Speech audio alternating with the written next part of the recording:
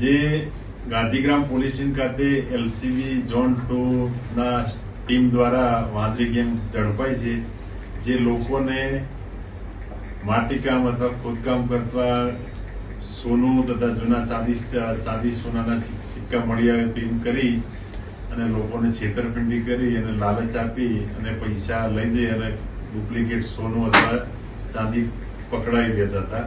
એ બાબતે Gandhigram police station ગુનો ભારતીય ન્યાય સંહિતા કલમ 318(4)61(2) મુજબ દાખલ થયેલ એ કામે ફરિયાદી ધવલભાઈ પ્રવીણભાઈ મોલિયા નાવ રોણકી રોડ ખાતે ક્લિનિક ધરાવે છે. તે ક્લિનિક ખાતે આ કામના આરોપી ખોટું નામ ધારણ કરી અને પેશન્ટ તરીકે આવેલ, ત્યારબાદ તેમના ક્લિનિકના ઉપર મોબાઈલ નંબર જોઈને ફરિયાદીને જાણ કરેલ કે અમે ખોદકામ કરતા તે વખતે જૂના સોના ચાંદીના દાગીના સિક્કાઓ મળી આવેલ છે, જે બાબતે તેમને છેતરી અને 5 લાખ રૂપિયા ચોટીલા ખાતેથી લઈ અને ડુપ્લિકેટ સોનું પકડાયું. આરોપી નંબર 1 ઈશ્વરભાઈ ઉર્ફે પરિયો વીરાભાઈ વાઘેલા, રહેવાનો એનો સરખેજ અમદાવાદ.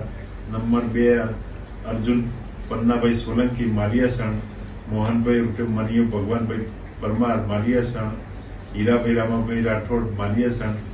આ હાલમાં 4 આરોપી પકડાય છે તથા 3 મહિલા આરોપી પકડવાના બાકી છે.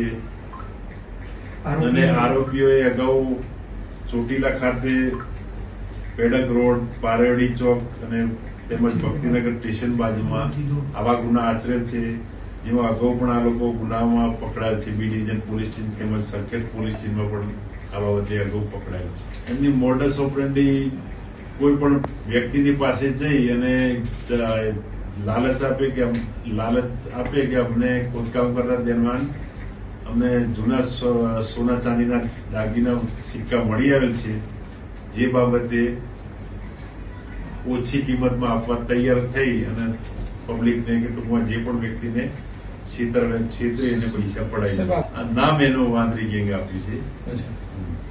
અલગ અલગ ગેંગ ચીખલીકર ગેંગ એમને 19 તારીખે અરજી કરેલી, બંને ચોટીલા ગયેલા.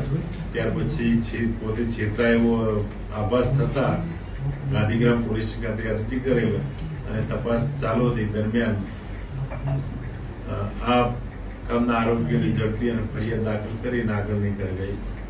એ પણ માની શકાય કે પોતે છેતરાયા છે અને સમાજમાં આબરૂ જવાની બીકના કારણે પણ આ પણ પગલું ભર્યું હોઈ શકે. એ હોસ્પિટલ, બાલાજી હોસ્પિટલના તેમજ અન્ય એમના જે સગાવાલા સંબંધીઓના નિવેદન નોંધવામાં આવેલ છે. સાંજ સમાચાર ફેસબુક પેજને લાઇક કરો, વિડીયો શેર કરો અને વધુ વિગતવાર સમાચાર માટે sanssamachar.net વિઝિટ કરો.